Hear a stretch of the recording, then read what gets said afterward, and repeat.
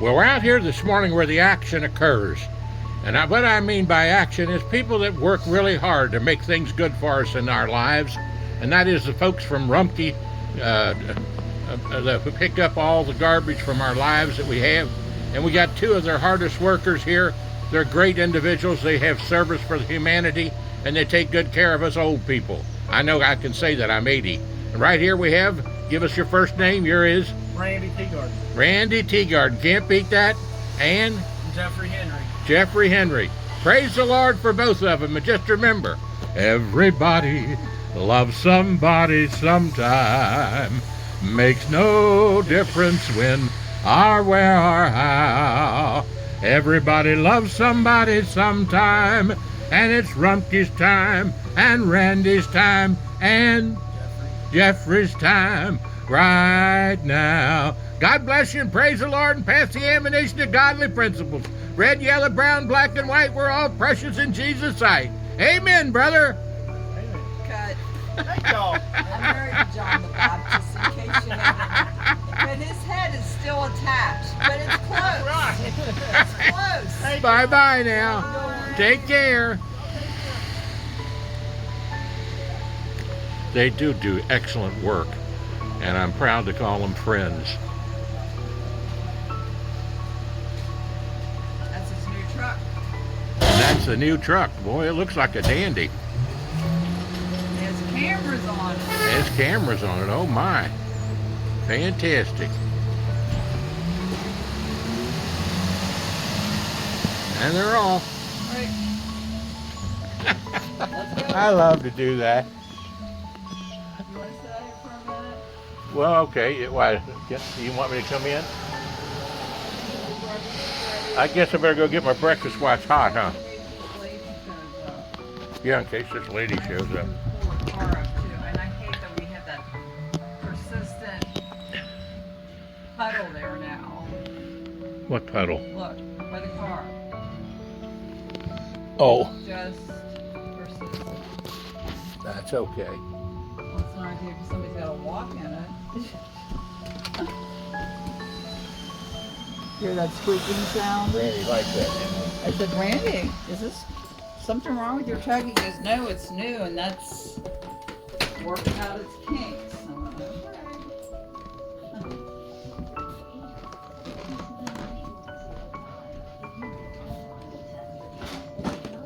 Your personal or business back taxes, you can now get the help you need. One simple phone call can resolve your tax problem and save you thousands of dollars. To see if you qualify and to get this important free information, call 800-727-9105. 800-727-9105. 800-727-9105. Liberty University has agreed to pay an unprecedented multi-million-dollar fine. The Department of Education fined the Christian school $14 million for failure to disclose information about crimes on its campus and for its treatment of sexual assault survivors. It's by far the largest fine ever levied under a federal law that requires colleges and universities that receive federal funding to collect data on campus crime and notify students of threats. In a statement, Liberty University said it is fully committed to maintaining the safety and security of students and staff. Greg Clugston, SRN News. A new Dutch Holocaust museum is scheduled to open this week. The museum will tell the story of Dutch victims of the Holocaust.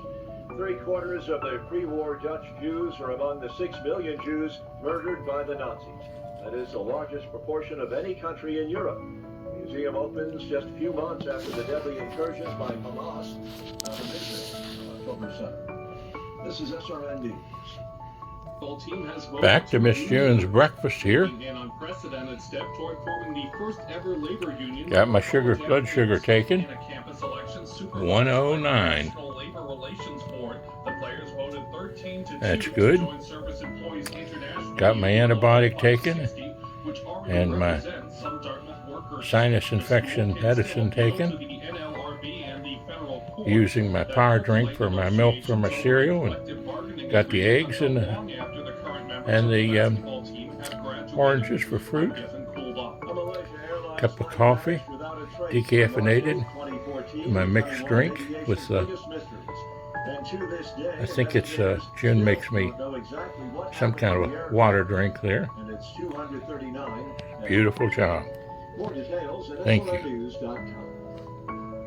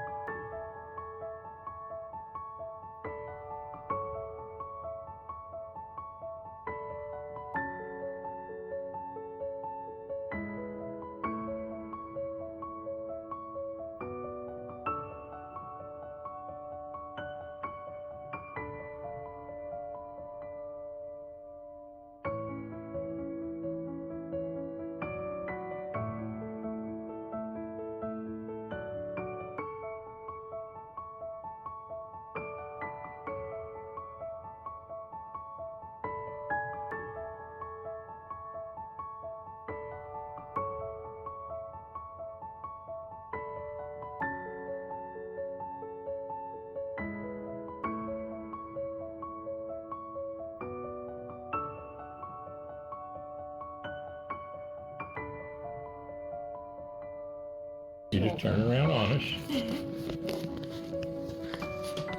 Well, this is a beautiful day, and just so happened to be in this beautiful day, which is, this is March the, let's see what the old little watch says here, so we get it accurate. March the 6th. 6th. Okay, dang on, this is Wednesday then, the day the Optimist Club meets. Of course, I wasn't able to go because of being my health condition. Yeah. But my health condition is getting better. You know how it's getting better? Because of wonderful ladies like this lady right here. Oh. And your name is? Jamie. Jamie? Yes. And Jamie works for what company? St. Elizabeth Home Care. St. Elizabeth Home Care. Yes. Now, all through this whole adventure, ever since I passed out there and had the heart problem and was in the hospital for almost 30 days, getting a, they call it a pacemaker. Pacemaker, yes. And then helping getting my leg straightened out. That's, I got something there, neuropathy, and Yeah. and the other leg that's got, not ulcerative colitis, but what has it got? It's got Cellulitis. cellulitis. Close, but something no like that. cigar. Yes. And so I got that. And then I got an essential hand trimmer here where this hand shakes uncontrollably when I'm trying to write. Now with all of that, a young lady like And a this, missing Jamie, tooth. and He's a lost missing a tooth. tooth. Oh. I'm I telling tell you what, people I've had enough of him. I'm a real Kentucky boy now That's with right. my tooth out.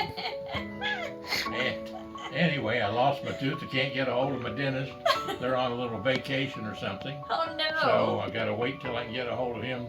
And of course, he's a great dentist, I have to say. Now, what's his name, June? Dr. Macklefresh. McElfresh. He's How a you great like that dentist. for a name? Yeah. And he is a great man. He's a good dentist. Oh, Now, that's Jamie, good. tell me what you're going to do today. What is your role? You're like a nurse, right? I'm a nurse. Yes, I'm an Is it? RN. Now, how long have you been a nurse? 14 years. 14 years. 14 Well, years. you're strikingly beautiful Well, thank and, you. and talented. I could tell by talking to you on the phone. Oh, thank And, you. So, what do we hope to be able to do today? I'm just gonna check you out. I'm gonna do an assessment, listen to your lungs, listen to your heart. We'll talk about your medications, anything new that may have changed, or any questions you may have about them, that kind of thing. And I'm doing my exercises. Good, And good. who was the young man that came in and told me about the exercises, June? Josh, Josh, was it? but also Molly. And Molly. Yeah. And they all have been very helpful. Everybody's Oh, been great. good. So I've been doing my exercises out at the sink, which he showed me how to hang on to the sink and do the exercises. Yeah. And then I've been in the new chair.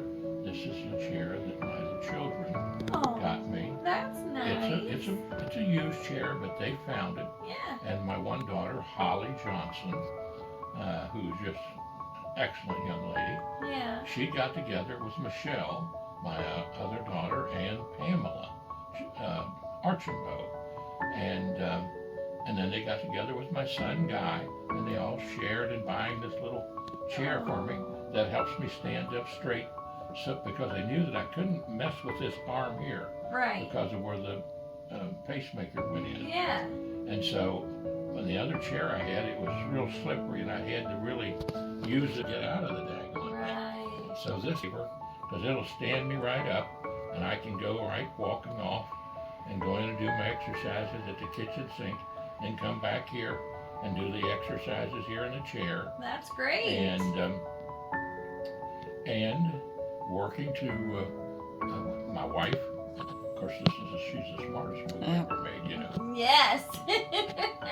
You can tell by looking at it. Absolutely. All right, let's cut this interview. Absolutely. Yeah, I'm also We're to not the gonna cut point. the interview yet, so that's what we're going to do today. Now, is there anything else we might do today? Nope, that's all. So you'll take a little look at the wound, I think, Oh, of course. and see what you Absolutely. think about that. Yep. And I think things are coming along. It's a Good. slow process, but it's a good, healthy process. That's right. And Sometimes it takes a while, but step here, a step there. right. What did they say? Oh my goodness gracious, sakes alive.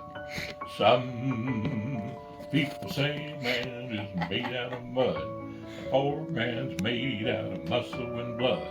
A muscle and blood, and skin and bones. A mind that's weak and a back that's strong. You load 16 tons, and what did you get? Another day older and deeper in debt. And Peter, don't you call me, 'cause I can't go. I owe my soul to the company store. That's just a little bit Beautiful. the old song written by Merle Travis Yeah. down in Muhlenberg County, Kentucky. And he wrote it for Tennessee Ernie Ford to sing it. And I used to sing it to my students. Oh. Because you know why? Why? Well, you know, when you did substitute teaching like I did, all over greater Cincinnati, northern Kentucky, Boone, Kenton, and Campbell counties, Yeah. Covington, sub down there, Beechwood, sub down there. I subbed in about all the schools because I wanted to learn what was going in all the different schools and what was needed. Right. Later on to become superintendent of education for the whole state of Kentucky, 1992. Excuse Yeah, me, I had but all not. of that But I have to tell you that my fingers are not going to hold this pen much Oh, longer. okay. I had a hand injury. Yeah. It's slipping. Well, we're going to shut down right now. That was the song. Thank you. And everybody will be back later. Travels with Dr. John Stephenson on Facebook and YouTube. Join us out there and you'll have a great day. Yeah. This little song that I'm going to sing you is taught me by George Beverly Shea and Cliff Barrows at the Billy Graham Crusade in 1956.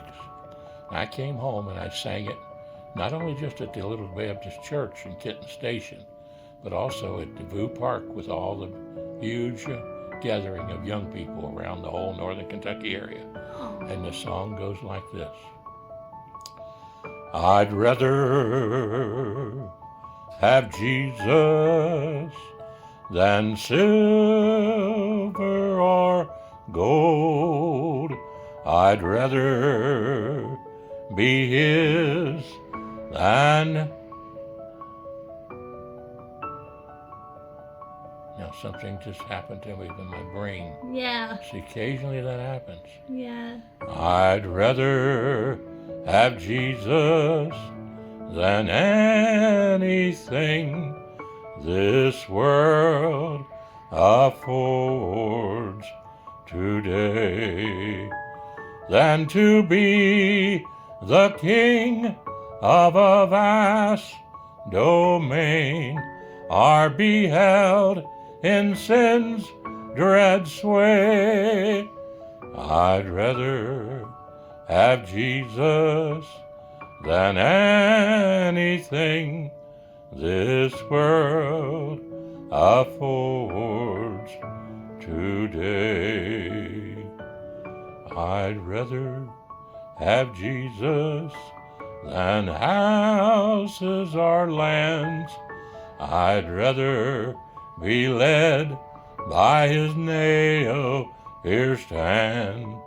I'd rather have Jesus than anything this world affords today.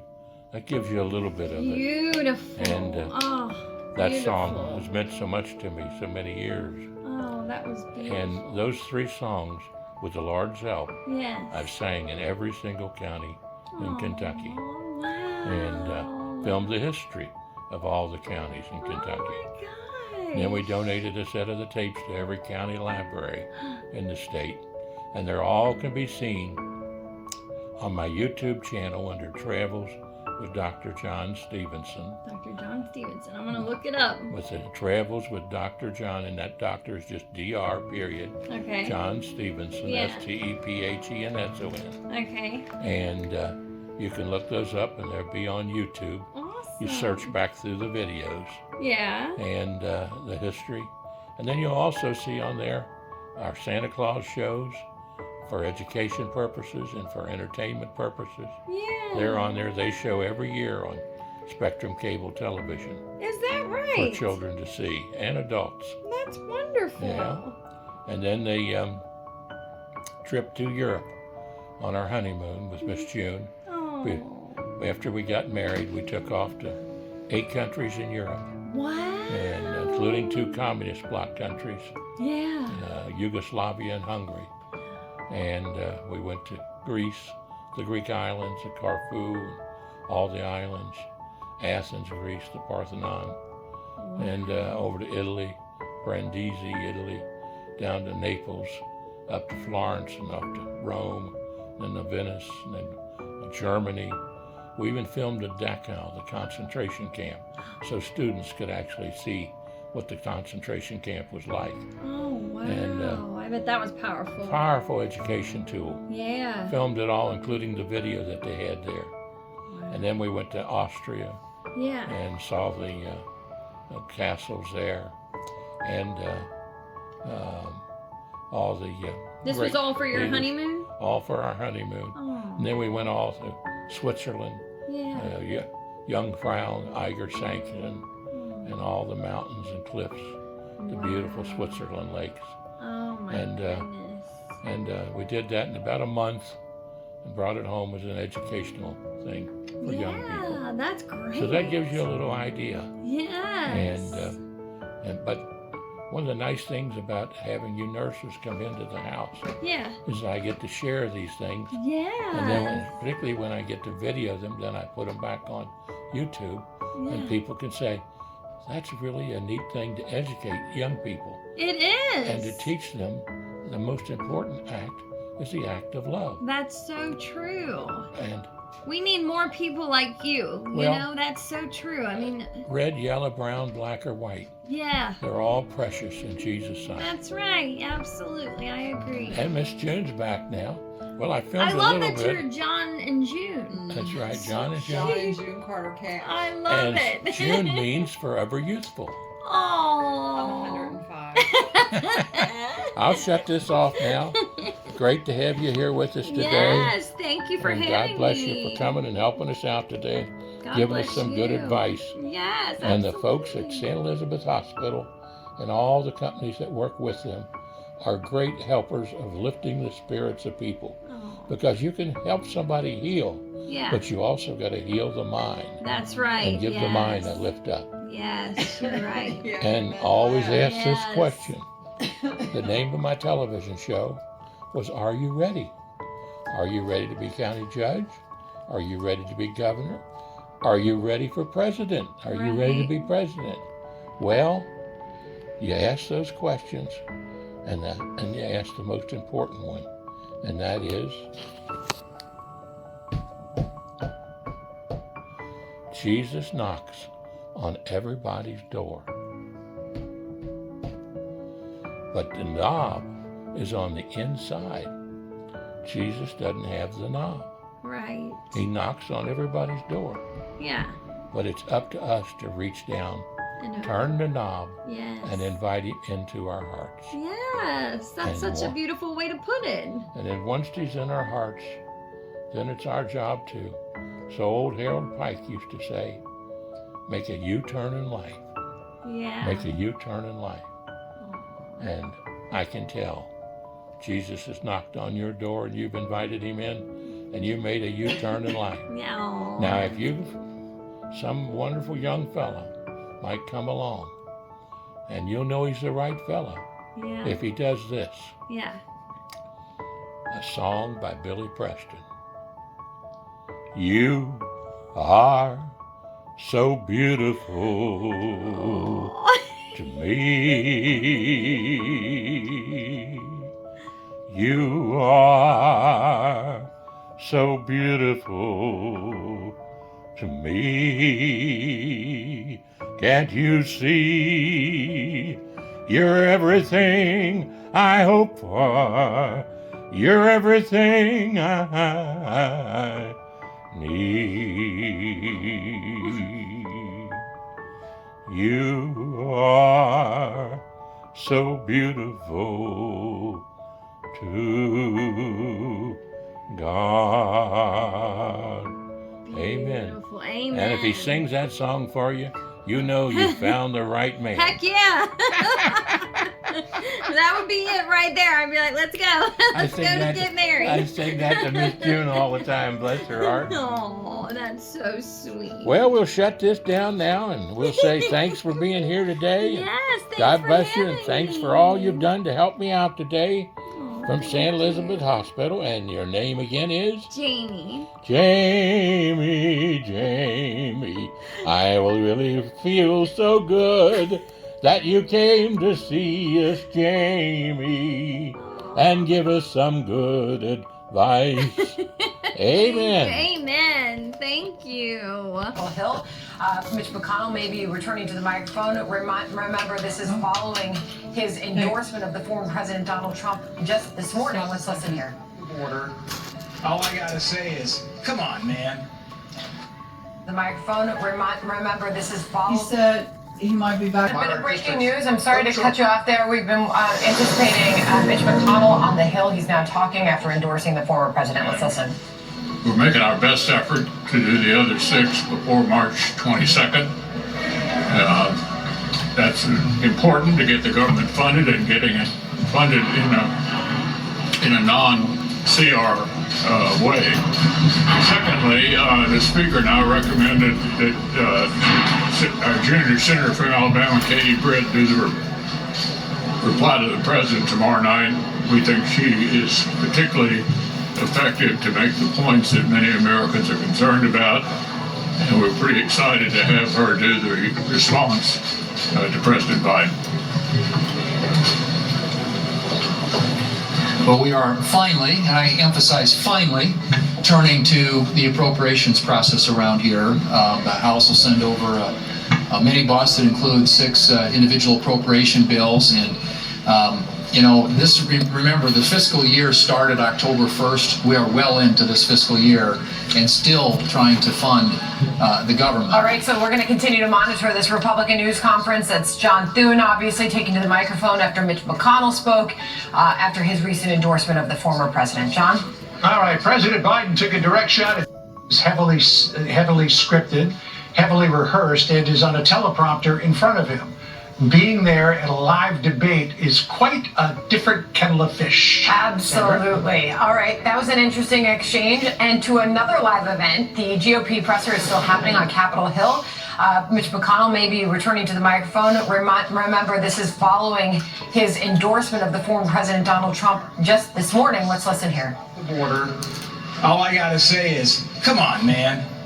Because under Joe Biden, American families can barely afford to keep food on the table, gas tanks full, prices up 18% since he took office, wasteful spending continues, and sadly, under Joe Biden's weaknesses, our enemies are emboldened, the world's less safe. Look back on that horrible Afghanistan withdrawal. Look at that embarrassing Chinese spy balloon that came right over my state of Montana, over our ICBM silos. Look at the war in Ukraine and the war in the Middle East. Under Joe Biden, the state of our union is dire. And no amount of sugarcoating he'll try tomorrow night can convince the American people otherwise. Mr. Leader, how do you reconcile your Trump endorsement with the fact that you called him tactically and morally responsible for January 6th and the fact that he insulted you and your wife repeatedly? On February the 25th, 2021, shortly after the attack on the Capitol, I was asked a similar question, and I said I would support the nominee for president even if it were the former president. Mr. McConnell, in April of last year, you indicated you didn't really directly answer the question as to whether or not you were comfortable with Mr. Trump if he was in the middle of criminal trials and indictments, he was the nominee. Then that means you're comfortable with it. I don't have anything to add to what I just said. I said in February of 2021, shortly after the attack on the Capitol, that I would support President Trump if he were the nominee of our party, and he obviously is going to be the nominee of our party. Alex? Leader McConnell, most of your Republican colleagues would say you had a very effective 17 years as Republican leader. What do you think about this new idea of putting term limits on the Senate Republican leader? Well, we have term limits now. They're called elections. And I had a contest myself during my last election as leader. I think the conference ought to be able to be free to choose whoever. There's no limit on the speaker or the other House leaders. That won't be my decision to make, but I think it's totally inappropriate. Will you endorse a candidate in the leadership race to succeed you? No, I'm not. Okay. Senator Mitch McConnell. All right. Long-terming senator, the GOP leadership, and he's following the recent had an outstanding record for the Commonwealth of Kentucky. He has said in the past about the former president and his now endorsement of him.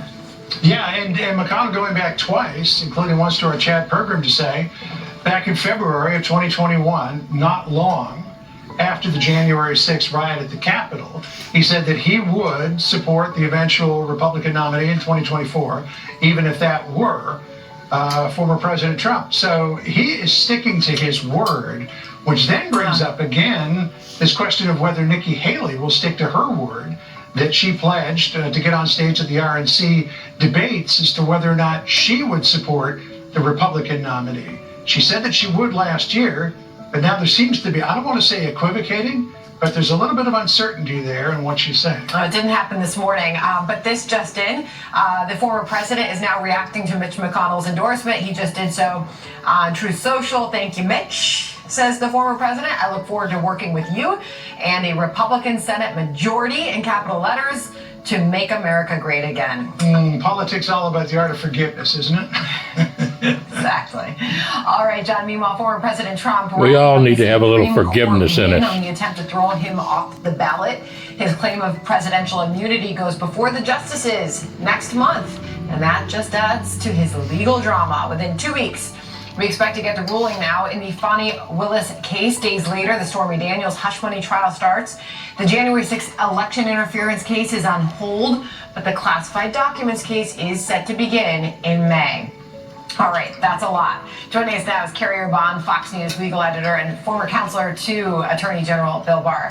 Great to see you. First to this news of the immunity case, the next big test for the Supreme Court. Now we have a date, Carrie. We do. It's going to be interesting, especially because the Alvin Bragg case is going to be going on at the same time, the Stormy Daniels case. So I guess the former president's going to have to make a decision whether he's in person for that or if he can get a break and come up to the Supreme Court, although I suspect that he'll stay in New York. It's certainly going to be a big day for him, and not just for Donald Trump, but for the American presidency, because what they decide in that case is going to affect the ability and maybe limit the ability of American presidents to rule long after Donald Trump leaves office, if he were to win the election. So the Supreme Court on this ruling about Colorado said that any effort to disqualify a candidate under the 14th Amendment rests with Congress. So Jamie Raskin took that to heart, and he started working like a busy little beaver on legislation that would potentially disqualify Trump under the 14th Amendment. That's going to go nowhere, right? Because Johnson will never bring it to the floor. However, you believe that there could be an effort post-election, if Trump won and Democrats were to take back control of Congress, to try to exclude Trump after he wins. Well, this is where it gets confusing, because if you take a look at the Supreme Court decision from earlier this week, they make clear, and they don't even have to make clear because you can read the Constitution for yourself and see that Congress has the power to undisqualify someone. That's in the plain text. You can see it for yourself. But the question is, if they can undisqualify someone, who disqualifies them? One might think it's Congress, because they have the power to remove the disqualification, and that's what's murky, and that is what, and there were amicus briefs filed to this on this topic, on this case, where they said, and actually there was a brief filed on behalf of a bunch of Republican senators saying that once Trump or whomever holds office, it becomes a different situation as far as what Congress can do and not do. But the reality is, John, I don't think anyone really knows. I just want to get this in here. Byron York had some interesting analysis of the Democratic panic over what is going down and what may go down before Election Day. He says the reason for the Democratic panic is this. Some in the party think, sure, President Joe Biden's weak and his polls are terrible, but if he falters, there's always lawfare. We've thrown case after case against Trump. Surely one of them will work. It could be that the entire hopes of the Democratic Party and all those who seek to bring down Trump before Election Day rest with Bragg. Your response to that, Carrie? The lawfare campaign is a very real thing, but as we've seen thus far, it's only helped Donald Trump. And I want to go back to a section of the Supreme Court opinion from earlier this week, because I think it has not gotten enough attention, and it's so important. And the Supreme Court said this when they spoke in one voice. They said, the disruption would be all the more acute and could nullify the votes of millions and change the election result if Section 3 enforcement were attempted after the nation has voted.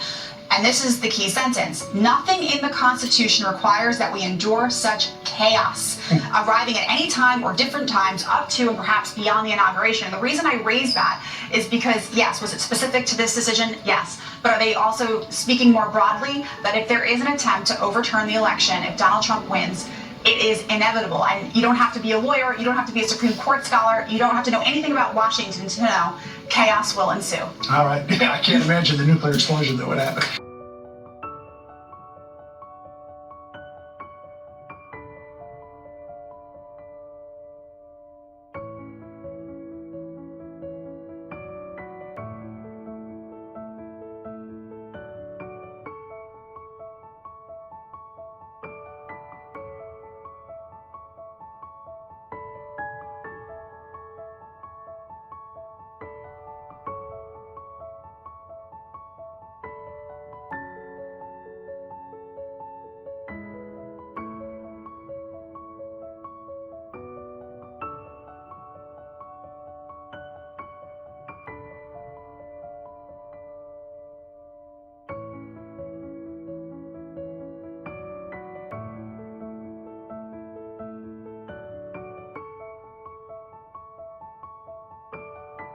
Murray's passionate rendition of the national anthem at an NBA game is racking up more than 2.5 million likes on TikTok, and even bigger than that on social media in terms of how many people have viewed this video. Take a look.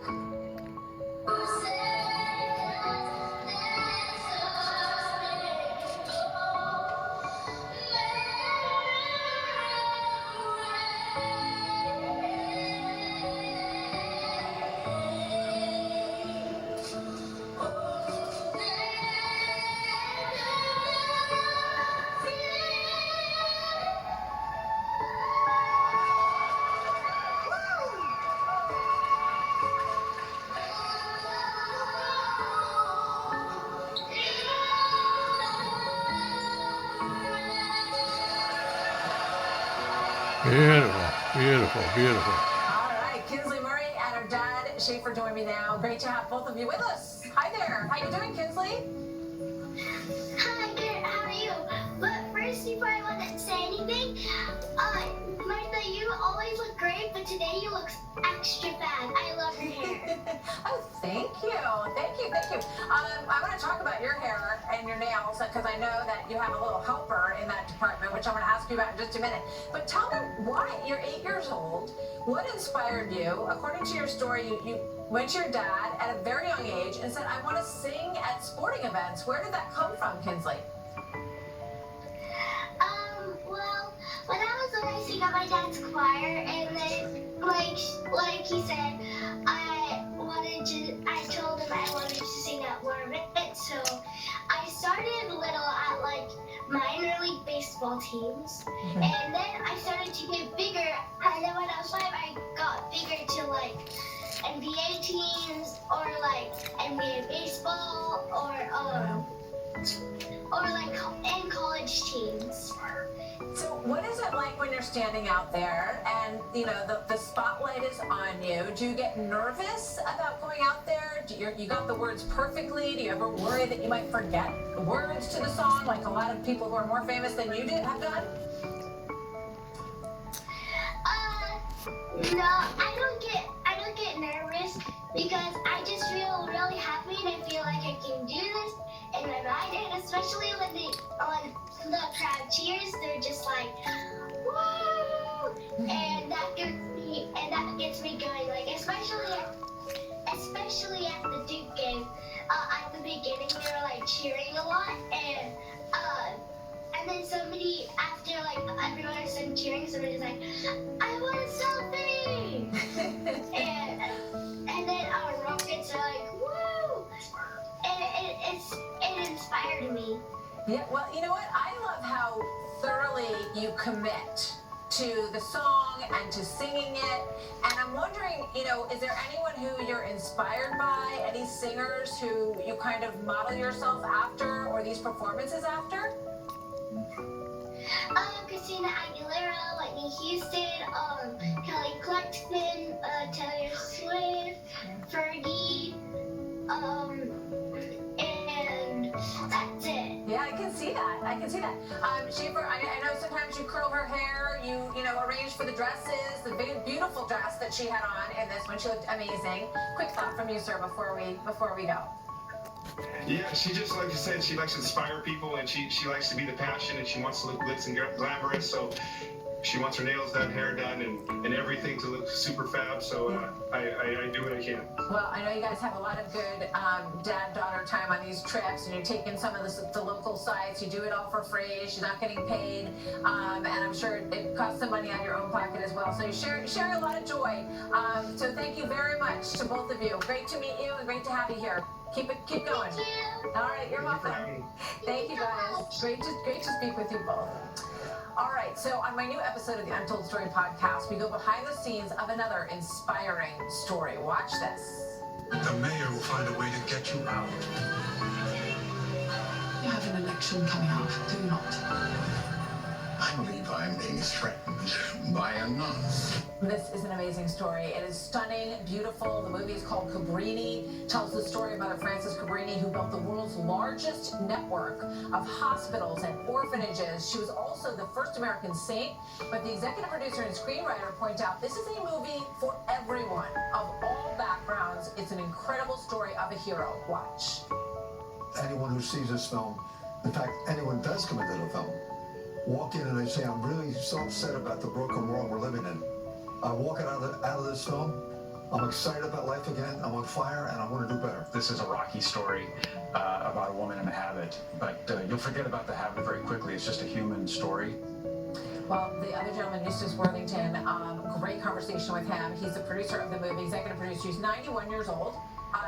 Just decided to take something on at this age, a very accomplished man. And the screenwriter, Rod Barr, The Untold Story is available now at foxnewspodcast.com. So please check it out. That's the story for today. I will see you in Washington tomorrow for the State of the Union. Have a good evening, everybody.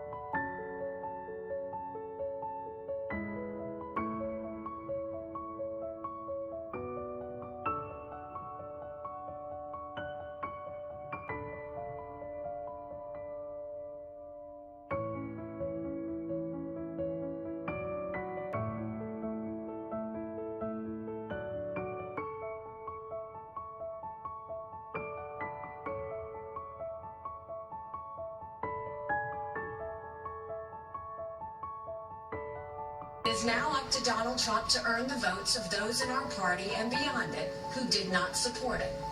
And I hope he does that. At its best, politics is about bringing people into your cause, not turning them away. And this is Nikki Haley walking out on stage moments before that announcement. She walked out to applause from her supporters. This, of course, following a disappointing Super Tuesday for her, in which she only won one state, Vermont. But look at the big picture, though. She started this race over a year ago, initially polling at 1%. A field of more than a dozen candidates. She ended up being the last one standing against Donald Trump. She exited the race today. Now Donald Trump is the presumptive Republican nominee. The RNC reacting to that. Here's what they're saying today in part. Quote, President Trump once delivered a booming economy, secure border, energy independence, and America's strength on the world stage. The exact opposite of the chaos created by Joe Biden. Republican voters have spoken loud and clear with historically large margins, and we are more united than ever to beat Biden and Democrats up and down the ballot in November. Now, Neil, Nikki Haley's camp pushes back against that last statement. They say no, Republicans are not more united than ever. And they say the votes they were getting in some of these states, 30 to 40% non-Trump vote, show this party is still fractured right now. The big question is going to be, can Nikki Haley and Donald Trump mend bridges? Where will her supporters go this fall?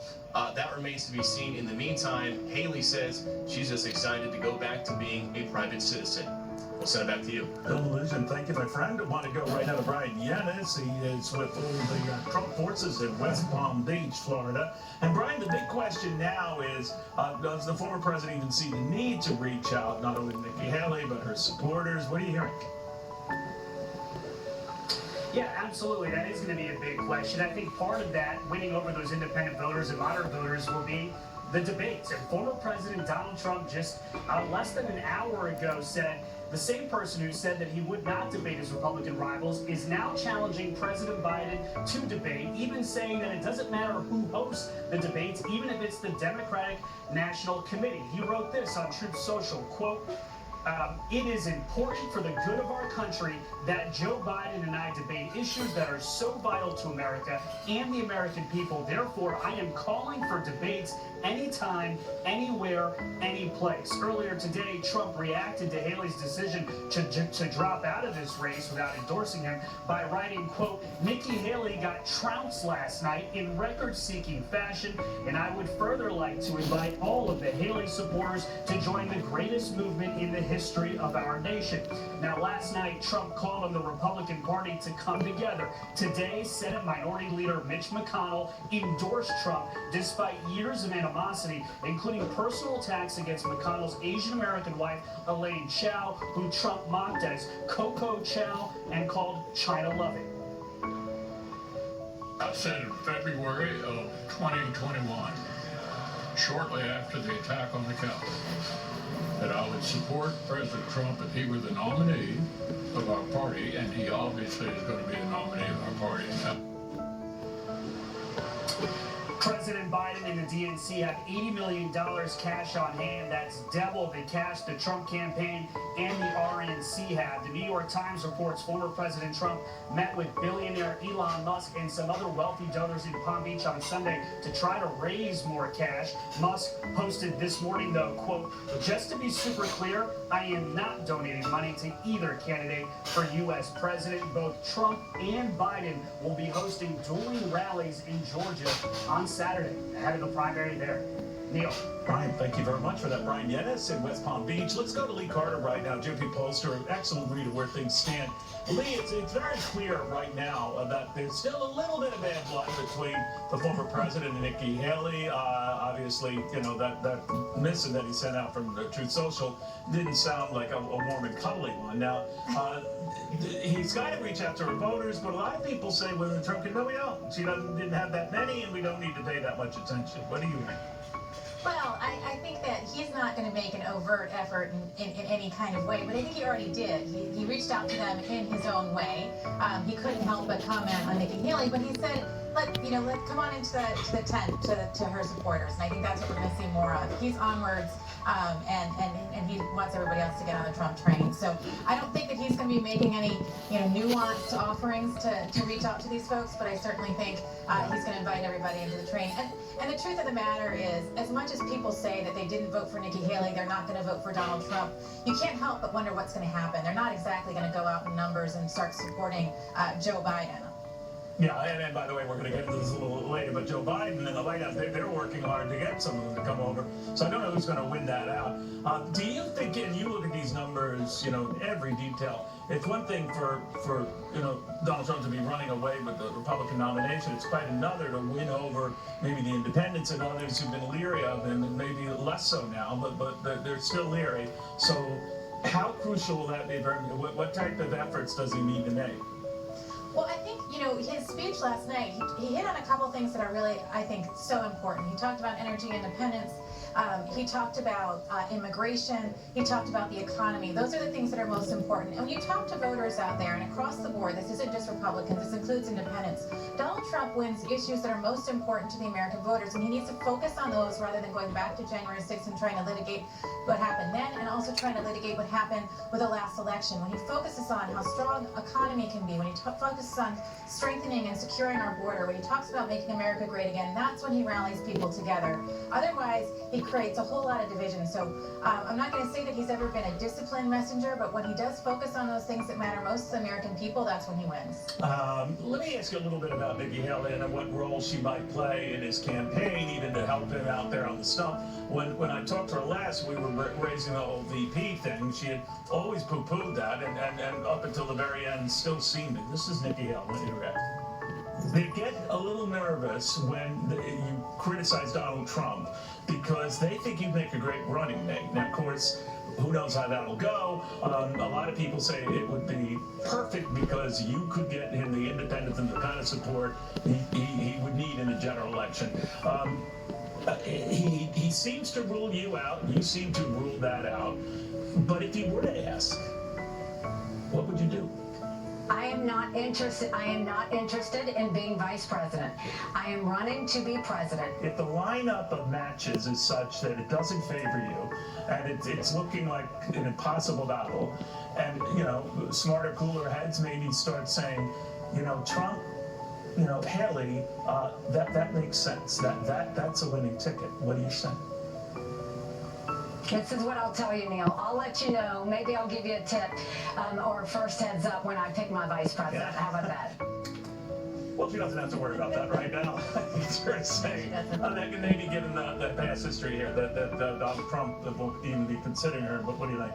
I don't think it's likely, although anything's possible. I mean, remember in 2016 how many people hated each other. Ted Cruz and Donald Trump were never, they were going neck and neck. He was going after his wife, and then he ended up supporting Donald Trump, and they ended up going, and also, you never would have expected Mike Pence to be somebody to team up with Donald Trump. So it could be an unlikely pairing. You never know. But I think that what's most important to Donald Trump this time, unlike 2016, where he really needs somebody to balance him out, I think in this case, he really needs someone that's viewed as a successor. Who is going to be the next person to lead this movement?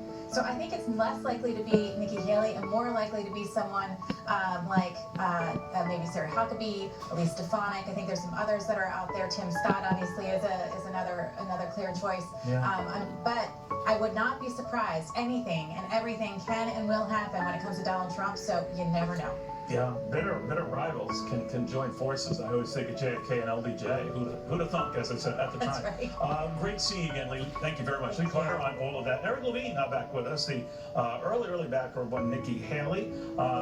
He was with her right to the bitter end. He wasn't one of these who said after one race, all right, I'm out of here. He joins me right now. So you're disappointed. Clearly. It's Donald Trump's Republican Party now. Will you support him? So I think the starting point is, does he want my support? If he reaches out to me and he convinces me that he's the right guy, then what perhaps. Does he have to do? Well, first thing he has to do is invite me back. He has to tell me that he's about the future and not the past.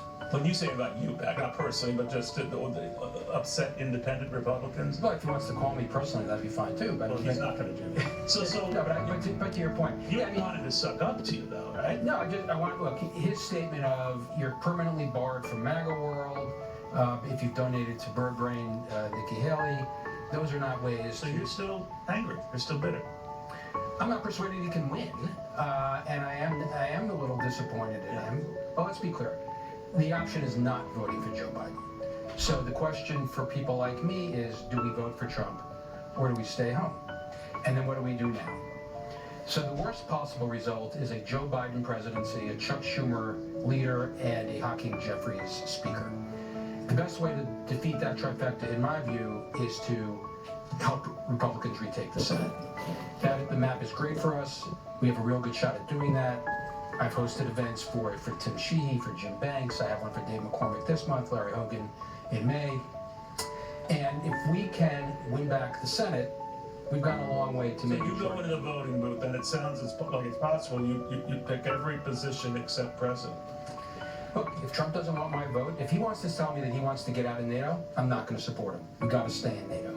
If he tells me that he believes that January 6th was a righteous, protest, he's not going to get my vote. Well, he hasn't changed his mind on those two issues. So it sounds like he doesn't care about your vote. He may not. And if he doesn't care about my vote, why should I vote for him? Okay, so it's right after that. I get that, and your candidate you really wanted to win didn't. So what do? It sounds like you don't vote for president. I will vote for president, and I'm waiting to see. It sounds like in that scenario you vote for Joe Biden. I will not vote for Joe Biden. Okay, so it's Donald Trump. Donald Trump has to ask for my vote back, generally speaking. Right.